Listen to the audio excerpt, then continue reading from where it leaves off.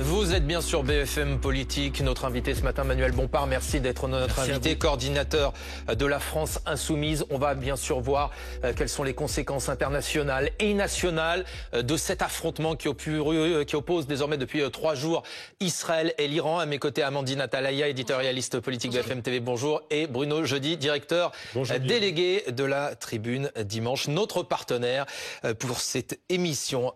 Très concrètement, Manuel Bompard, on a vu ces images depuis 3 jours avec cet affrontement. Cette nuit, Tsahal a ciblé à nouveau des installations stratégiques en Iran. L'Iran, de son côté, a lancé de nouvelles salves de missiles sur Israël. Israël affirme que depuis 2 jours, il y a 13 morts de son côté, 280 blessés.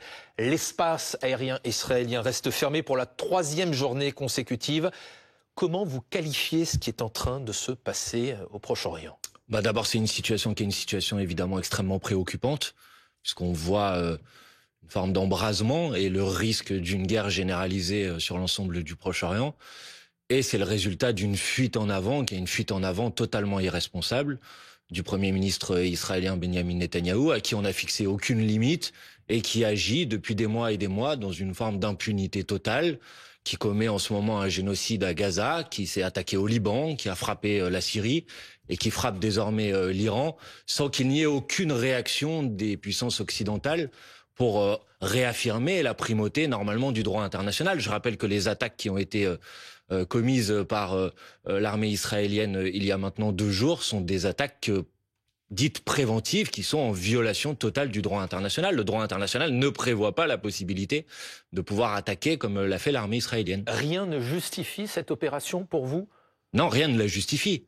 Rien ne justifie le fait qu'on aille frapper des civils, puisque vous avez donné un nombre de personnes civiles côté israélienne. Il y a eu aussi des civils iraniens, il y en a quasiment une centaine qui sont mortes dans ces frappes-là. Et rien ne justifie, par exemple, et par ailleurs, qu'on frappe des installations nucléaires, avec un risque de propagation et de diffusion que tout le monde peut comprendre.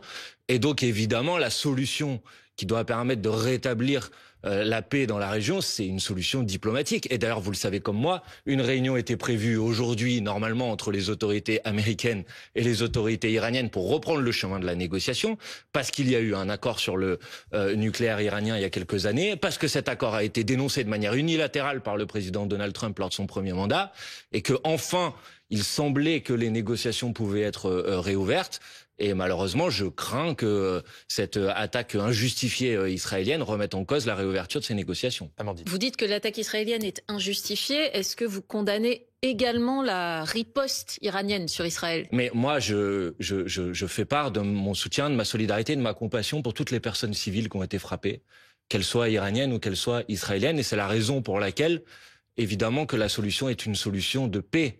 Donc vous appelez à la désescalade, évidemment, comme tous les dirigeants européens aujourd'hui. Non, mais pas comme tous les dirigeants européens, parce que précisément, si vous voulez créer les conditions d'une désescalade, vous devez nommer le responsable et vous devez sanctionner le responsable. Et moi, je suis sidéré. Alors les Européens disent que le responsable, c'est l'Iran qui s'apprêtait à développer des bombes nucléaires. Écoutez, pour compléter, M. Bompard, ce que vient de dire Amandine Atalaya, il y a quand même le rapport de l'AIEA, l'Agence internationale sur l'énergie atomique, qui est assez clair. Il y a un flagrant délit de viol, de non-respect du traité de non-prolifération. Alors, le traité de non-prolifération nucléaire... C'est la déclaration de M. Grossi, qui est le responsable de l'agence.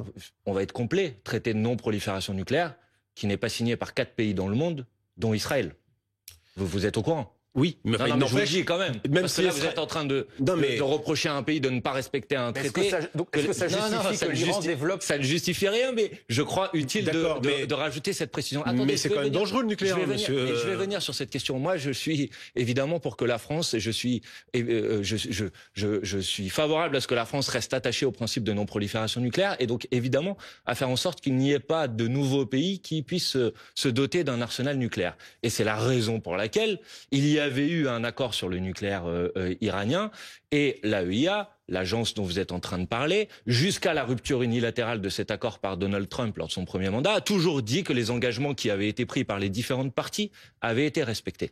Vous avez raison sur le fait que depuis que cet accord a été dénoncé de manière unilatérale, il semble que l'Iran n'a pas respecté certaines de ses obligations. Et c'est précisément la raison pour laquelle il fallait revenir à la table des négociations pour faire en sorte de rétablir un accord, parce que cet accord, il a été dénoncé de manière unilatérale. Mais par contre, la fable qui consiste à faire l'Iran croire... n'est pas revenu à cette table des négociations.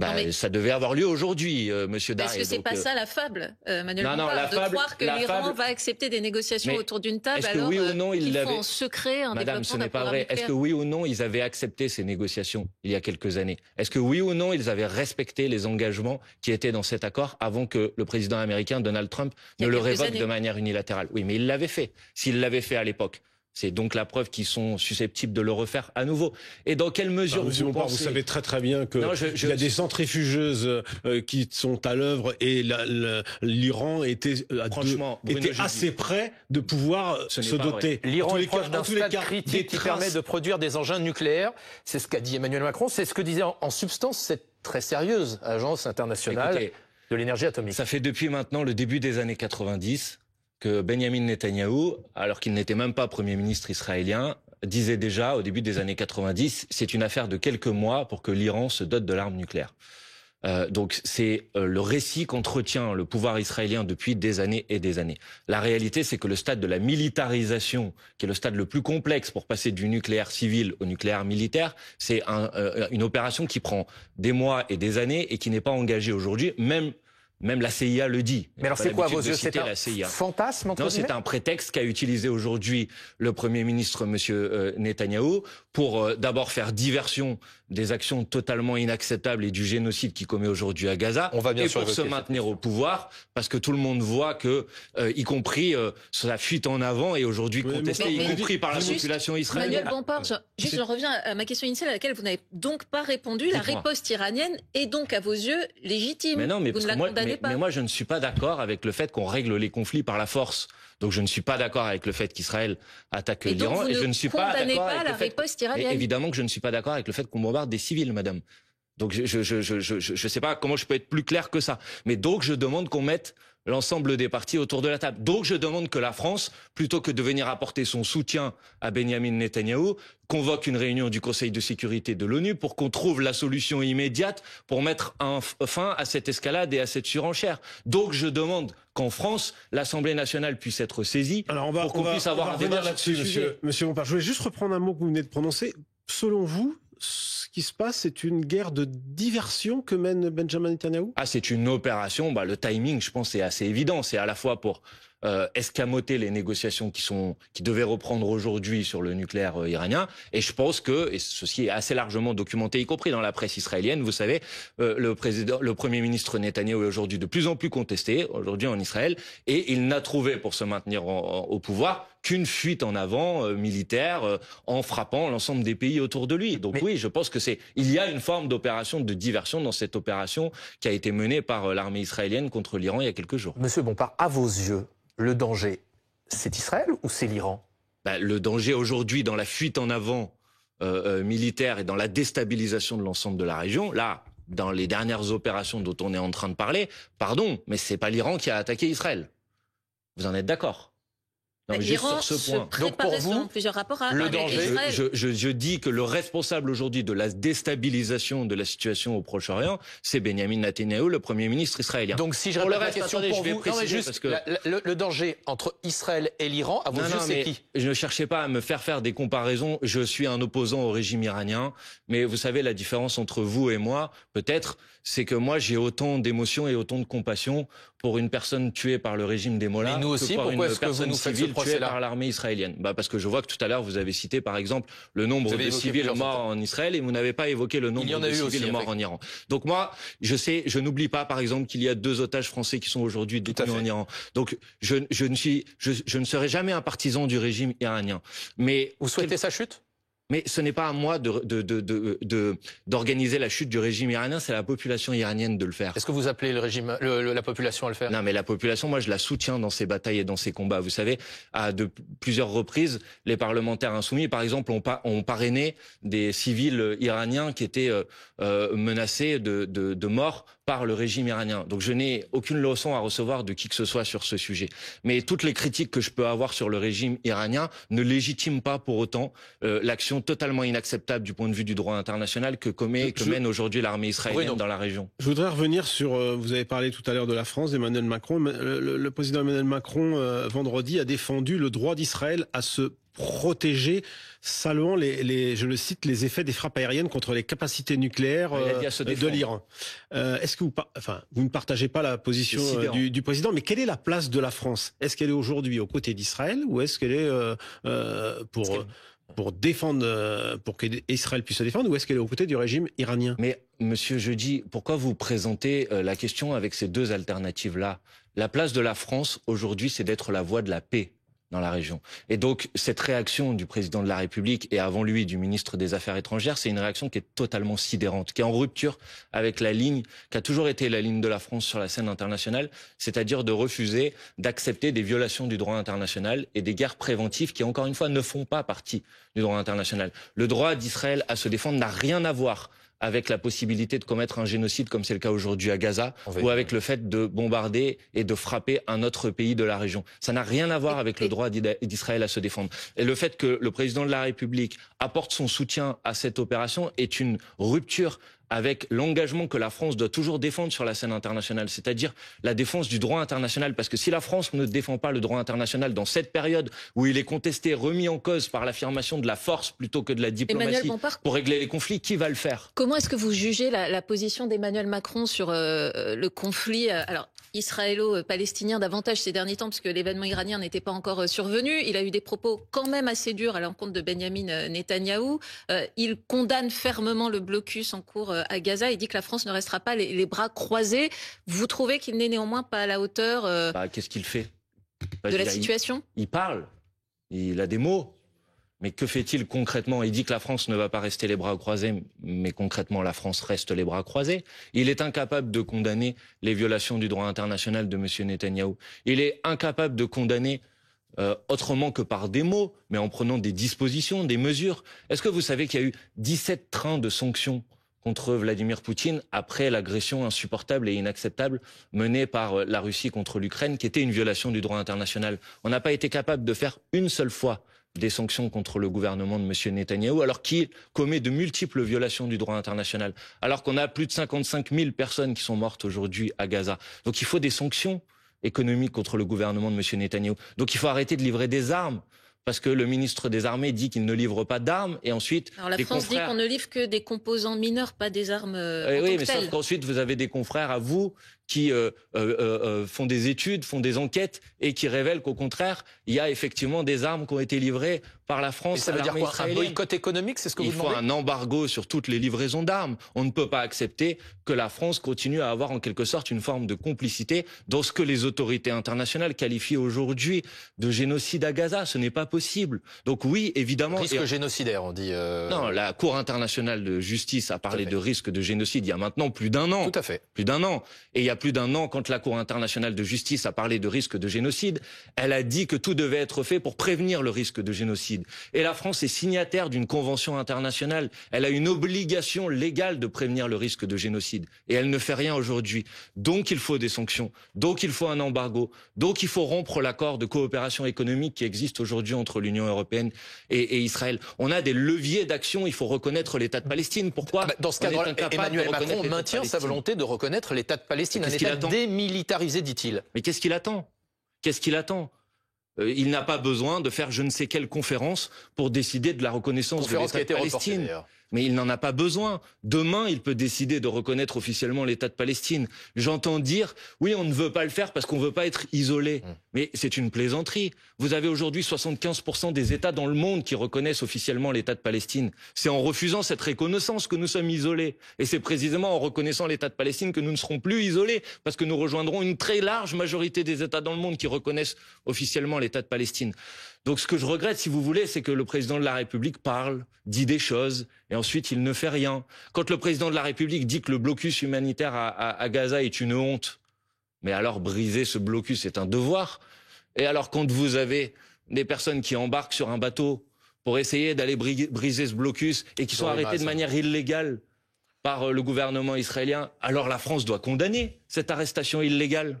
Pourquoi elle ne le fait pas? Est-ce que vous savez que vous avez encore aujourd'hui 3 personnes qui sont dans les prisons israéliennes pour le seul tort d'être monté sur un bateau pour aller briguer ce blocus. Vous êtes 3 journalistes ici, vous avez un... Vous pensez vraiment qu'on peut mettre sur le même plan l'histoire de ce bateau avec Rima Hassan et d'autres participants? Je vous donne un exemple de l'impunité dont jouit aujourd'hui le gouvernement israélien. Enfin, quand même, pardonnez-moi d'avoir une pensée pour eux. Il y a 3 personnes qui sont encore détenues depuis maintenant une semaine.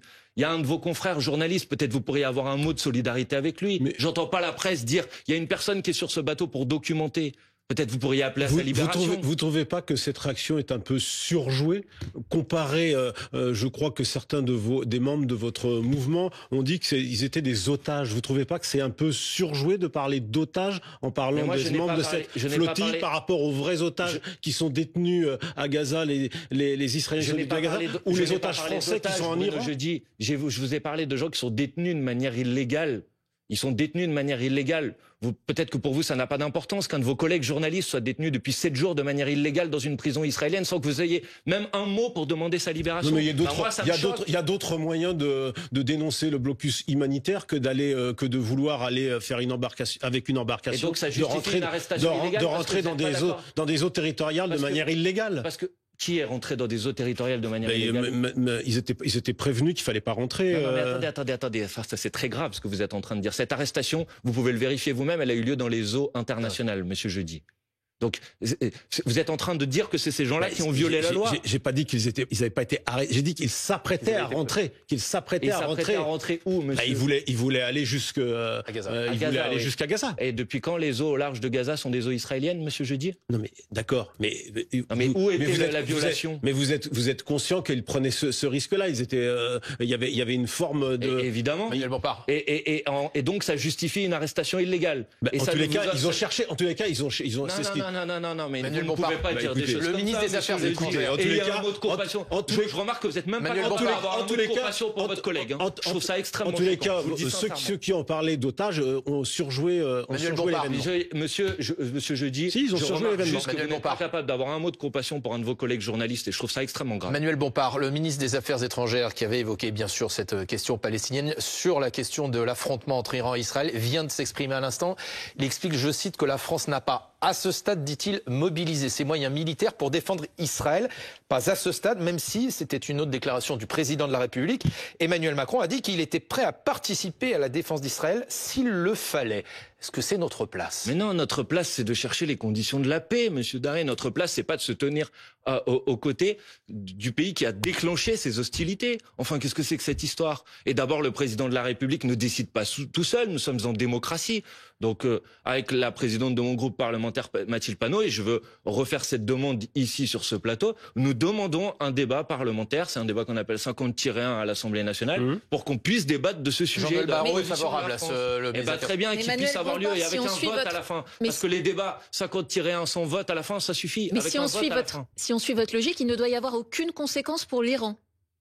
Malgré le non-respect de ses engagements. La conséquence qu'il doit y avoir, madame, c'est de recréer les conditions d'un accord diplomatique. C'est tout, ils s'en sortent comme ça. C'est-à-dire qu'en fait, ils ne respectent pas leurs engagements et on dit simplement qu'on veut se mettre autour de la table.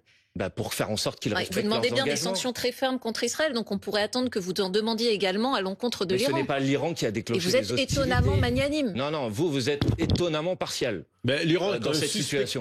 Suspecté d'enrichissement enfin, vous êtes incroyable. Bruno, je complète. Oui ou non, il y a eu un accord. Je complète juste le ministre des Affaires étrangères qui précise le programme nucléaire iranien complété par un programme de missiles intercontinentaux constitue une menace pour Israël et pour l'Europe. C'est pas une menace pour nous, ce programme militaire iranien? Mais la menace pour nous, c'est la menace de guerre. Donc évidemment que nous souhaitons qu'il n'y ait pas de programme militaire iranien. Ce n'est pas un sujet. La question, c'est comment on y parvient. Et on n'y parvient pas par ce type d'opération. On y parvient par ce qu'on a fait dans le passé, c'est-à-dire par un accord diplomatique. Pourquoi il y a eu cet accord diplomatique à l'époque? Parce que les États-Unis ont dit d'accord, nous allons renoncer aux sanctions économiques contre l'Iran en échange du fait que vous preniez des engagements sur le fait que le nucléaire que vous développez est un nucléaire 100% civil et pas un nucléaire militaire. Est-ce que c'est pas la survie d'Israël qui se joue là? Attendez, et jusqu'à la dénonciation unilatérale, parce que peut-être que vous l'avez oublié, parce que je vois bien qu'à chaque fois vous n'y faites pas référence. Jusqu'à la dénonciation unilatérale de cet accord par le président Trump, cet accord était parfaitement respecté, parfaitement respecté. Donc oui, madame, il faut recréer les conditions d'un accord qui soit parfaitement respecté. Et alors, oui, s'il y a un accord, alors vous pourrez demander aux Iraniens de respecter cet accord. Et s'ils ne le font pas, alors vous pourrez les sanctionner parce qu'ils ne le font pas. Mais pour ça, il faut recréer les conditions d'un accord qui a été escamoté par la décision unilatérale, par la dénonciation unilatérale. Manuel Bompard, Bruno, quand même. on continue. Vous avez la parole juste après la pub. On revient dans un instant et on verra aussi que cette question internationale divise également à gauche. Vous restez avec nous dans un instant. On poursuit avec Manuel Bompard sur BFM TV. Guillaume Daret. Vous êtes bien sur BFM Politique, évidemment, tout en haut de l'actualité, cet affrontement entre Israël et l'Iran et la situation au Proche-Orient, la situation bien sûr aussi entre Israël et ce qui se passe à Gaza. Notre invité Manuel Bompard, coordinateur de la France Insoumise, une question internationale qui divise aussi en France et à gauche. Témoignage justement ces propos hier au congrès du Parti socialiste qui se tient actuellement à Nancy avec Jérôme Guedj, député socialiste, qui s'en est pris à Jean-Luc Mélenchon. Il évoque la position de Jean-Luc Mélenchon sur la situation de la Palestine et il dit, je cite, « J'ai une meurtrissure terrible à dire devant ce congrès que pour la première fois de ma vie, j'ai dû dire de l'homme que j'aime profondément, que j'ai aimé profondément, qu'il est devenu un salopard antisémite avec des propos qui sont pour nous absolument insupportables. Un salopard antisémite, ce sont les mots de Jérôme Guedj. Que dites-vous ce matin à Jérôme Guedj?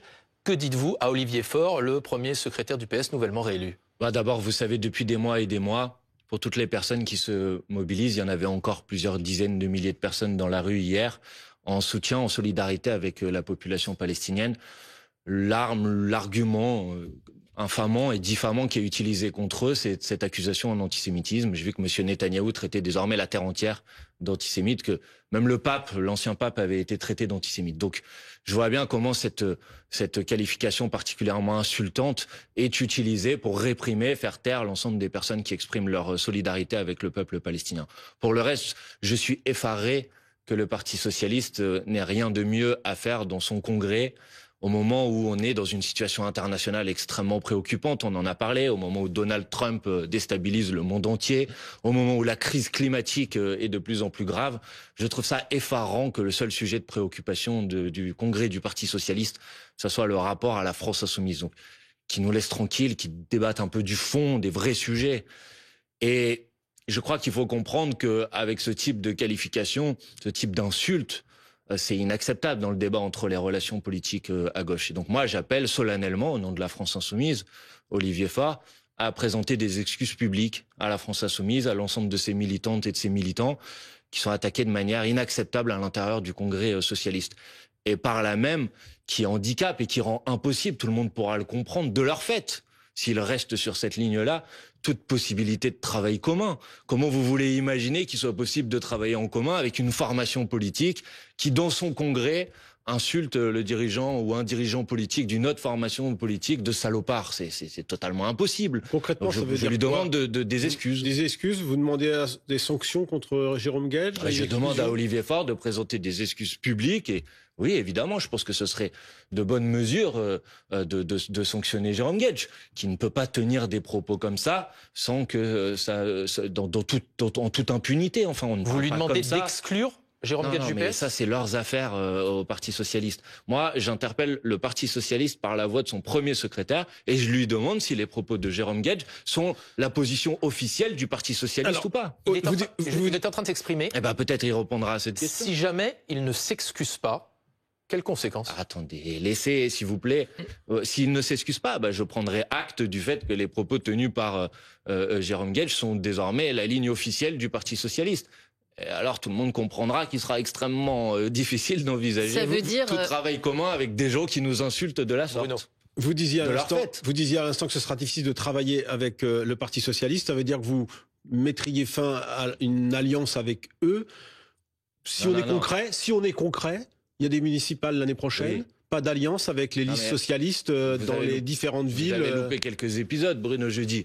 Parce que le Parti socialiste a déjà, à peu près 6 reprises, mis un terme à cette alliance du Nouveau Front Populaire, puisque contrairement aux engagements que nous avions pris devant les électrices et les électeurs, de défendre le refus de l'austérité budgétaire, la priorité à la transition écologique, le fait que d'agir pour le pouvoir d'achat, ils ont refusé de censurer le gouvernement de François Bayrou qui fait tout l'inverse.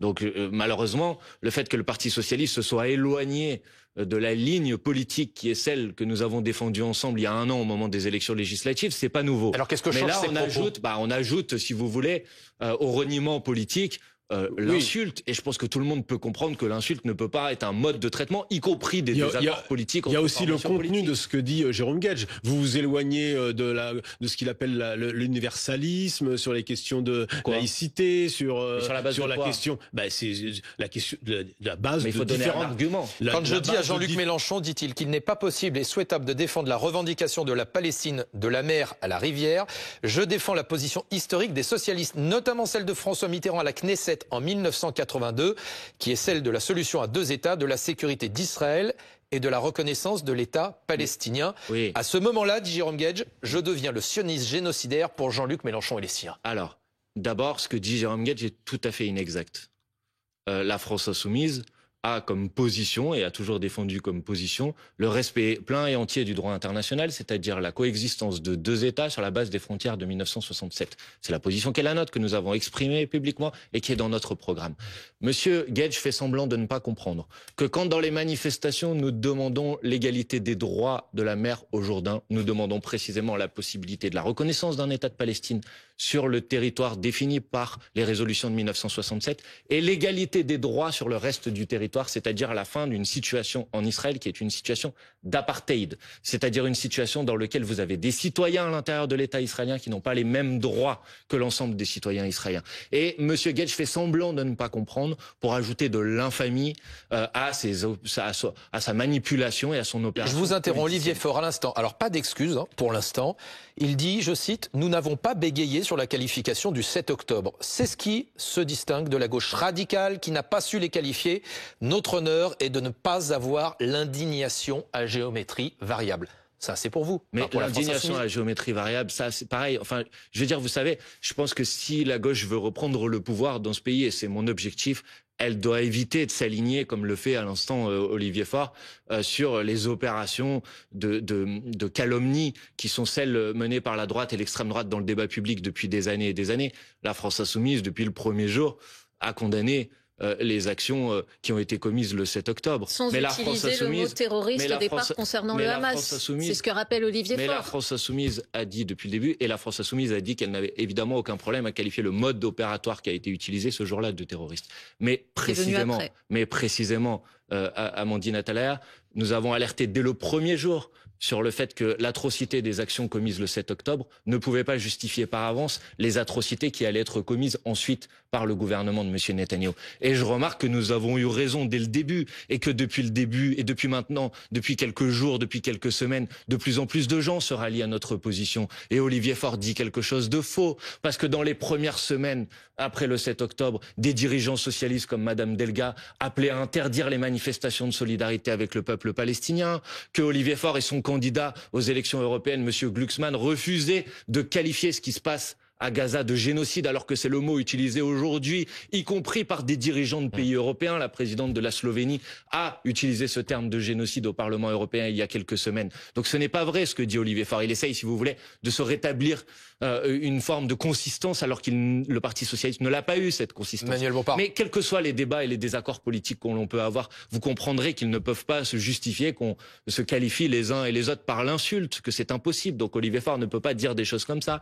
Il doit présenter ses excuses. On va voir d'ici la fin de cette émission si en ce moment il aura prononcé ses excuses ou non. Bien sûr, on suit toujours l'actualité internationale, ce qui se passe en direct en Iran et en Israël. Il vient de dire, Olivier Faure, à l'instant, qu'il n'y aurait pas d'accord national, en tout cas avec vous, pour les élections municipales. Ah, si vous me demandez une réaction. On vient de me l'informer, mon rédacteur en chef vient de me le dire. Pas d'accord national pour les élections municipales. C'est pas une surprise pour moi, et par ailleurs, vous savez, la France insoumise, elle se prépare à mener ses campagnes municipales qui vont avoir lieu dans un an. Parce que vous savez, la question des élections municipales, c'est pas une question politicienne. C'est une question de contenu, de choses qu'on peut changer, transformer dans la vie des gens. Moi, je veux bien que dorénavant, la politique pour le Parti socialiste, elle soit résumée uniquement à la question des accords politiciens, mais c'est pas mon sujet. Et il dit pareil pour la présidentielle à l'instant. Hein. Attendez. La présidentielle, ce sera de Ruffin aux socialistes. Guillaume Daré. Moi, mon sujet aux élections municipales, après on parlera de l'élection présidentielle si vous voulez. Mon sujet, c'est comment vous pouvez avoir des listes qui gagnent dans des villes, par exemple, pour faire en sorte que le petit déjeuner soit gratuit pour tous les enfants. Parce qu'on n'étudie pas dans des bonnes conditions quand on a le ventre vide. Moi, je suis élu dans une ville à Marseille où vous avez des gamins. Le repas à la cantine, à midi, parfois, c'est leur seul repas de la journée. Voilà, moi, c'est ça qui m'intéresse pour les élections municipales. Vous savez, comment on fait en sorte de transformer, d'améliorer la vie des gens qui habitent dans ces communes. Est-ce que vous présenterez des candidats LFI, des listes LFI dans les villes que dirige le PS? Mais évidemment que la France insoumise, elle sera présente aux élections municipales et que dans les villes dirigées aujourd'hui par le Parti socialiste et qu'ils ne mettent pas en place le programme dont je suis en train de vous parler, il y aura d'autres listes. Ça pourra être des listes de la France insoumise. Quitte à les faire chuter. Mais attendez, ça pourra être des listes de la France insoumise, ça pourra être des listes de la France insoumise avec d'autres formations politiques. Nous n'aurons pas d'accord national avec LFI, dit Olivier Faure, et nous aurons une candidature à la présidentielle de Ruffin à Glucksmann, des socialistes, communiste. Guillaume Daré, je vais venir parler des élections présidentielles, mais je réponds d'abord à la question qui m'a été posée sur les élections municipales. J'ai pas de problème à parler des élections présidentielles. Donc oui, nous aurons des listes, mais elles seront pas uniquement dans les villes qui sont détenues par le Parti socialiste aujourd'hui. Enfin, pardon, mais quand, pour prendre un exemple, quand dans des grandes villes, je peux penser à Marseille, je pense à Lille, je pense à Toulouse, je pense à Montpellier, la France insoumise toute seule aux dernières élections européennes réalise plus de 20% des voix. C'est bien qu'il y a des électrices et des électeurs qui croient dans les idées défendues par la France insoumise. Bah, ces électrices et ces électeurs, ils ont quand même le droit d'être représentés aux élections municipales, non? Donc ça me paraît quand même assez logique qu'une formation politique présente des listes aux élections. C'est à peu près le principe. Voilà. Quant à l'élection présidentielle... Une candidature présidentielle de Ruffin à Glucksmann, des socialistes, communistes et écologistes, dit Olivier Faure. Sur la France insoumise, donc. Non, mais d'accord, mais ça fait pareil, ça fait depuis des semaines qu'Olivier Faure dit ça, mais je crois qu'il n'a pas été très attentif, parce que j'ai entendu Raphaël Glucksmann dire qu'il n'en voulait pas. Que lui-même serait candidat, si j'ai bien compris. Donc je crois que Olivier Faure prend peut-être ses désirs pour une réalité. La vérité, c'est que aujourd'hui, nous avons le devoir de proposer une alternative à Emmanuel Macron et à l'extrême droite, et que, en ce qui nous concerne, nous considérons que cette alternative, elle doit s'inscrire dans la lignée de ce que nous avons fait à l'élection présidentielle de 2022, avec la NUPES aux élections législatives de 2022, avec le nouveau Front populaire aux élections législatives de 2024, et nous continuons à travailler sur ce chemin, sur le même programme, sur la même orientation, c'est-à-dire une orientation de rupture. Si maintenant le Parti socialiste veut changer d'orientation et veut ajouter une candidature autonome, solitaire, de division, c'est son problème. Mais nous, en tout cas, on continue à travailler pour proposer au pays une alternative parce que je crois qu'on en a bien besoin. Parce que si on continue comme ça, on a le choix entre le macronisme ou l'extrême droite et tout le monde voit bien que le macronisme se rapproche de plus en plus des idées de l'extrême droite. Et donc, on a besoin d'une alternative à l'échelle internationale comme à l'échelle nationale. Manuel Bompard, question courte, réponse courte. On a appris ce matin par le journal officiel que l'ancien président de la République, Nicolas Sarkozy, a été exclu de la Légion d'honneur après sa condamnation devenue définitive à 1 an de prison dans l'affaire des écoutes. Est-ce que c'est pas démesuré dans la mesure où son avocat dit que c'était une décoration qui était attachée, celle de Grand Croix en tout cas de la Légion d'honneur, à sa fonction de président de la République? Écoutez, je crois que c'est la règle. C'est-à-dire que ce type de décoration doit être retiré s'il y a une condamnation. Et j'ai entendu des réactions outrées d'un certain nombre de personnages politiques de droite. Et je crois qu'ils doivent mesurer que les Françaises et les Français, ils ont beaucoup de mal à comprendre que, en quelque sorte, la justice devrait s'appliquer de manière différente en fonction des gens. Et que pour Monsieur Sarkozy ou Madame Le Pen, il y aurait des règles particulières. Et puis pour l'ensemble des Françaises et des Français, il y aurait les règles du droit commun. Vous voyez? Parce que j'entends beaucoup la droite dire qu'il faut plus de fermeté, que la justice est trop laxiste, etc. Bizarrement, ils n'appliquent pas le même principe quand ça concerne M. Sarkozy ou Mme Le Pen. Donc un petit peu de cohérence, c'est mieux. Alors justement, sur cette question de la fermeté, notamment de la justice et des réponses à apporter en matière d'insécurité, cette semaine, malheureusement, ce débat est revenu à nouveau sur la scène politique, puisqu'un collégien de 14 ans a tué à coups de couteau une surveillante de 31 ans à Nogent en Haute-Marne. Ce matin, Bruno Retailleau, dans le JDD, explique, je cite, le ministre de l'Intérieur, mai 68 a fabriqué des barbares. Depuis des années, je dénonce les ravages de cette société permissive. On nous avait vendu cela comme un progrès. Elle a enfanté des barbares. Ce que nous payons aujourd'hui, c'est la facture de mai 68. C'est ridicule. Pourquoi? D'abord, je veux avoir un mot de compassion pour les proches de cette surveillante et l'ensemble de la communauté éducative, évidemment. Mais la proposition, enfin les déclarations de M. Retailleau sont ridicules. On parle d'un jeune de 14 ans, hein. Donc, si mes calculs sont bons, on parle de quelqu'un qui est né en 2011. Il dit que c'est plus largement une société qui aurait perdu des valeurs. Monsieur Daré, vous croyez sincèrement qu'il y a une famille en France où on dit à ses enfants « Ah, tu peux tuer une surveillante avec un couteau ?» Qu'est-ce que c'est que cette histoire? C'est ridicule.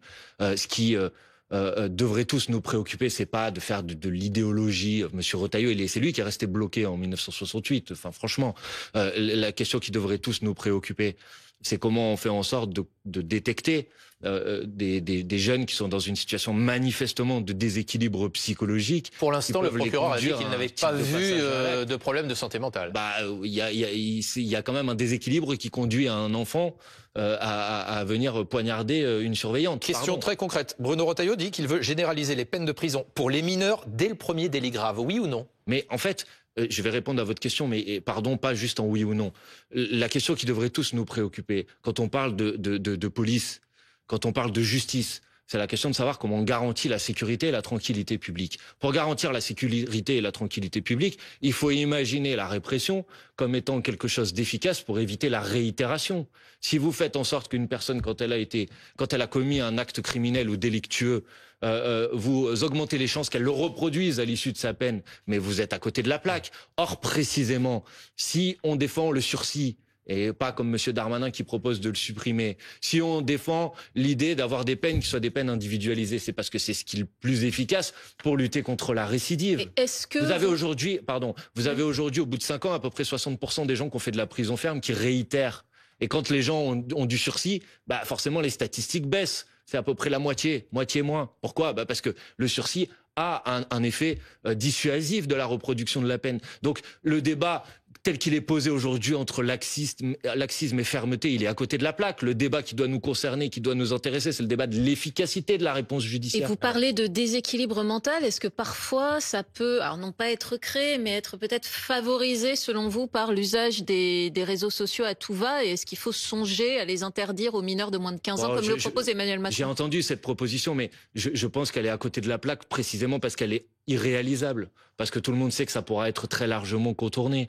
Donc la question qui nous est posée, ça doit pas être d'interdire les réseaux sociaux pour les jeunes, ça doit être de faire le travail de sensibilisation, de prévention, pour qu'ils n'aient pas accès à travers ces réseaux sociaux. C'est ce qu'on essaie de faire il faut le renforcer. Y compris dans les collèges. Il faut le renforcer. Ça paraît désuffisant. Il faut le renforcer, Bruno Jeudi, parce que l'interdiction, vous n'aurez aucun moyen de vérifier qu'elle fonctionne. Vous savez très bien que ça sera contourné. Je trouve que d'ailleurs la Commission européenne dit que c'est un problème, y compris du point de vue du respect des libertés fondamentales. Oui. Attendez, pardon, mais je vais, si vous voulez bien, c'est surtout la question de l'anonymat. Qu'est-ce que vous proposez? Qu'est-ce que vous proposez, vous, monsieur? Écoutez, parce qu'il y a quand même un fléau qui est celui des couteaux. Il y a eu d'ailleurs une expérience qui est menée. Et alors, est-ce que la proposition de François Bayrou d'interdire la vente des couteaux aux mineurs, est-ce que ça peut servir à quelque chose? Qu'est-ce que vous proposez? J'imagine votre réponse. Mais globalement, qu'est-ce que vous proposez, vous? Écoutez, moi, voilà ce que je propose. Je propose qu'on mette enfin les moyens de manière massive pour avoir des médecins scolaires, pour avoir des psychologues scolaires, pour avoir des gens à l'école. Parce que malheureusement, aujourd'hui, les écoles sont des déserts médicaux.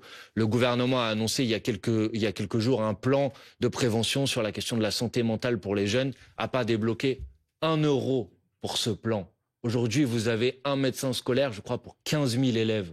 Vous avez une psychologue scolaire pour 1500 élèves. Tout le monde, tous les gens qui nous écoutent comprendront que vous n'êtes pas en mesure, dans ce cas-là, de détecter un sentiment de malaise, un sentiment de déséquilibre, y compris psychologique.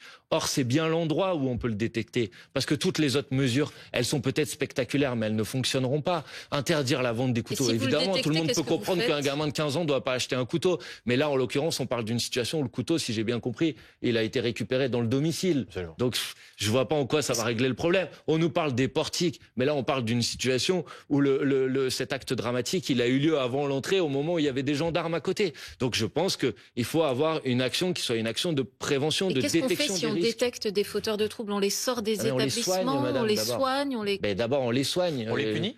Pardon ? On les punit? Non, mais ensuite, non, mais on punit pas des gens parce qu'on pense qu'ils sont malades. D'abord, on les soigne. Ensuite, évidemment, mais moi, je n'ai jamais dit autre chose que quand quelqu'un commet un acte délictueux, il doit être puni. Mais il faut que cette punition, elle soit une punition qui soit efficace du point de vue de la réitération, de la réinsertion. Si vous mettez un gamin de 14 ans qui a un parcours où il n'a jamais commis aucun délit, si vous l'envoyez en prison même 1 ou 2 semaines, tout le monde sait très bien qu'il va être mis en contact avec d'autres personnes qui sont des personnes beaucoup plus dangereuses. Et que quand il va sortir, il va avoir appris des choses qui sont des choses encore plus graves. Enfin, je veux dire, ça me paraît être assez simple, assez logique. Donc, il faut plus de moyens dans les établissements scolaires pour la santé et la santé mentale en particulier. Il faut plus de moyens. On n'en a pas suffisamment en France pour les services de probation. C'est-à-dire que quand une personne est en prison, elle doit être accompagnée dans la réinsertion pour ne pas se retrouver dans une situation de réitération.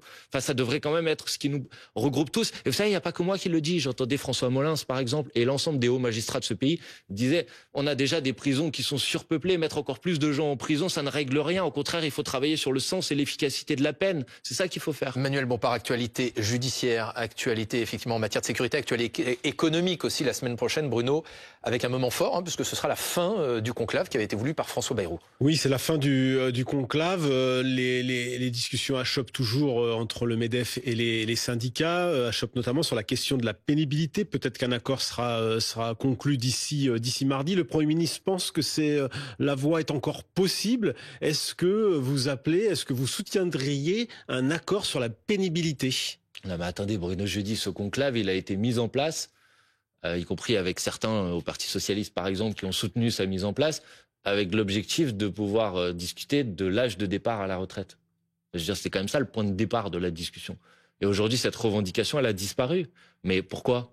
Il y a eu une mobilisation de plus de 90% des actifs dans ce pays contre le report de l'âge de départ à la retraite à 64 ans. Donc moi, je vais être très clair avec vous. Je ne me contenterai jamais d'un accord à minima sur quelques mesures. Le débat aujourd'hui et le combat que l'on mène et qu'on continuera de mener, c'est le combat pour... C'est des mesures qui peuvent améliorer la situation des gens qui vont partir à la retraite. Notamment, peut-être la possibilité qu'il y ait une prime senior pour justement alléger pour les femmes le coût de la décote. J'entends bien, mais le report de l'âge de départ à la retraite à 64 ans, il a rendu la vie beaucoup plus compliquée pour des millions de personnes dans ce pays. Donc, pardon, mais moi, c'est ma revendication. Et c'est la revendication que nous défendons et c'est une revendication qui est majoritaire dans le pays. Quoi qu'il arrive, vous opposerez à tout accord qui pourrait... Mais je n'ai pas entre le MEDEF et la CFDT. Je ne suis pas membre du conclave, ça vous aura pas échappé, monsieur. Vous pouvez avoir un avis. Mais moi, sur un à l'Assemblée nationale, je défendrai, comme je l'ai déjà défendu à plusieurs reprises, l'abrogation de la réforme des retraites. Et je vous fais remarquer qu'il y a une majorité de députés aujourd'hui qui sont pour l'abrogation de la réforme des retraites. Donc pourquoi, alors qu'il y a une majorité du peuple français qui est pour une mesure, qu'il y a une majorité de députés qui est pour une mesure, personne ne peut financer par ailleurs. Mais qu'est-ce que vous racontez? Manuel Bompard. Si. Ce que je raconte, c'est la vérité. Vous savez, l'affaire des retraites, c'est une affaire de démographie. Ça a rapporté combien la réforme des retraites, monsieur Jeudi? Mais monsieur Bompard, on va pas engager un débat sur c'est vous me dites qu'on peut pas la financer. Combien ça a rapporté? On va pas avoir le temps de faire le débat des retraites ce matin. Suffisamment d'ailleurs pour arriver à financer l'actuel régime des retraites. Franchement, arrêtez de dire des choses qui sont fausses, monsieur Jeudi. Vous savez quoi? Le Conseil d'orientation, le Conseil d'orientation des retraites, milliards de dépenses pour payer les pensions, il manque 65 milliards. Mais ce que vous dites est complètement faux. Et ça fait 4 ans que le régime des retraites en France est excédentaire. 4 ans que le régime des retraites est excédentaire. D'accord? Le COR, le Conseil d'orientation des retraites, avait annoncé depuis 2021 qu'il devait y avoir 9 milliards de déficit. À la place, on a généré 20 milliards d'excédents, monsieur Jeudi. Manuel Bompard. Le système des retraites, aujourd'hui, il est excédentaire. Donc, on peut faire bien mieux que ce qu'on fait aujourd'hui. Et il n'y a pas de Manuel problème Bompard, François Bayrou pense qu'il y a une voie de passage. En tout cas, dans un instant, c'est la suite de l'actualité internationale sur BFM TV. Puisqu'à l'instant, on apprend que de nouvelles explosions sont entendues dans la capitale iranienne. Je le disais, vous en appelez à Emmanuel Macron, vous en appelez au Premier ministre pour un débat à l'Assemblée nationale sur cette question, effectivement, de la position. Et puis une réunion au Conseil de sécurité de la France ça et une réunion